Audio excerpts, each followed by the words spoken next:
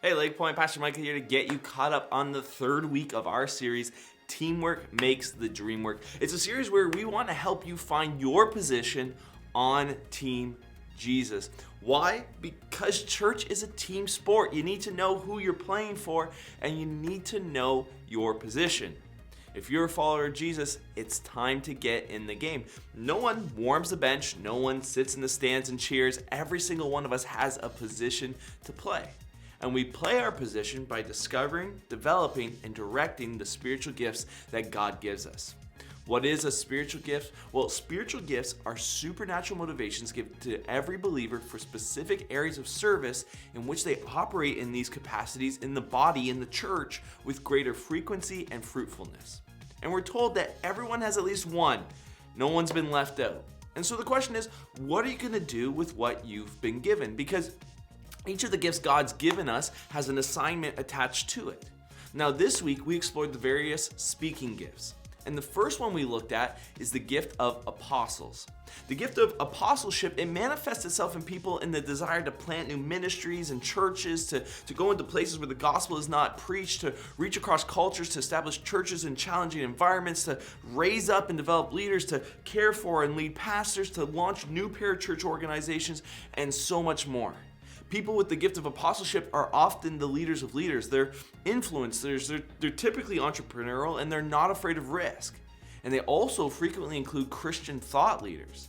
The question you need to ask is, does that sound like you? Do you have a supernatural motivation to be involved in launching a new church or a new ministry, or to be involved in global work to some capacity? Does that sort of thing excite and energize you? If so, you may have the gift of apostleship. Now, as a warning, for each of the gifts we looked at, there's also a shadow side to them. For everything that God creates, Satan counterfeits. For everything that God builds, Satan seeks to break. And one of the dangers of the gift of apostleship is the temptation to make your name great instead of God's. If you're launching new ministries, if you're starting new organizations, if you're involved in global work, if you're caring for other leaders in order to make your name great, you're on dangerous grounds. And so be mindful about who's getting the glory in your efforts. Work hard, create incredible things, start beautiful projects, but do so in the name of Jesus. The second gift we talked about is the gift of teaching, and it's the ability to understand and communicate biblical truth in a clear and relevant manner so that there's understanding and application.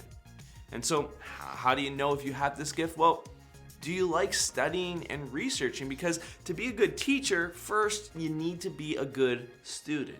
If yes, then do you also love imparting biblical truth to others? Or how about when you teach, when you explain something, and this can be one-on-one, this can be in a small group, this can be in a large group, does the light bulb go on for people and they just kind of get it? Because the gift of teaching is not just the skill of relaying information, it's the skill of relaying it in such a way that's actually understood. That is the gift of teaching. And so if you had the teaching gift, you just really love to teach people, you love to help people learn, and you love to awaken their curiosity.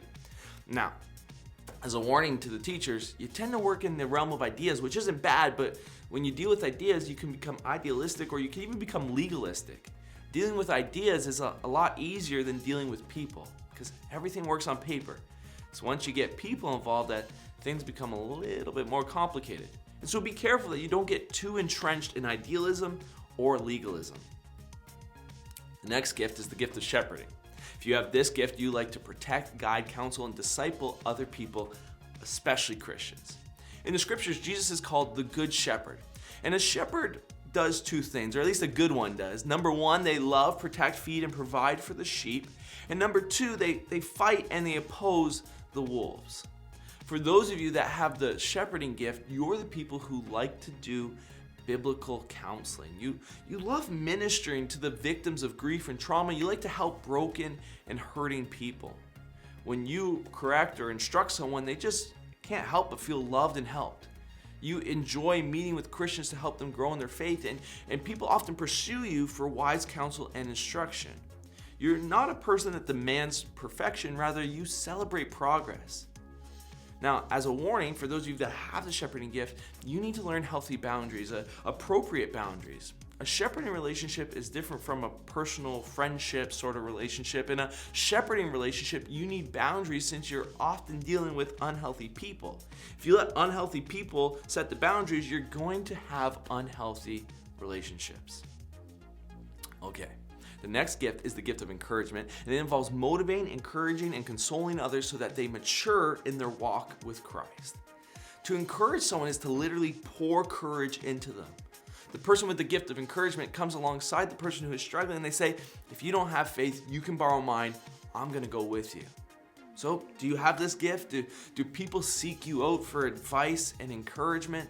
The person with the gift of encouragement, they walk towards you when everyone else is walking away from you. Now, a word of caution for my encouragers out there, be careful that you're not encouraging people at the expense of truth. Tell people what they need to hear, not just what they want to hear. You see, Satan likes to counterfeit the encouragement gift with the gift of flattery. The flatterer is the one who says, you're the best, you're amazing, I've never met anybody like you. The gift of encouragement is to build others up. The gift of flattery is to butter others up. And there's a pretty big difference between building someone up and buttering somebody up.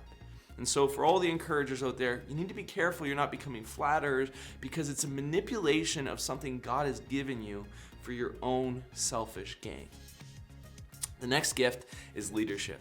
And these are people who have a clear, significant vision from God and are able to communicate it publicly or privately in such a way that they influence others to pursue that vision. Do you have this gift? Do others have confidence in your ability to lead? Do you like being the final voice and the one to take responsibility? When a difficult situation arises, does everybody look at you? If yes, then leadership is your gifting.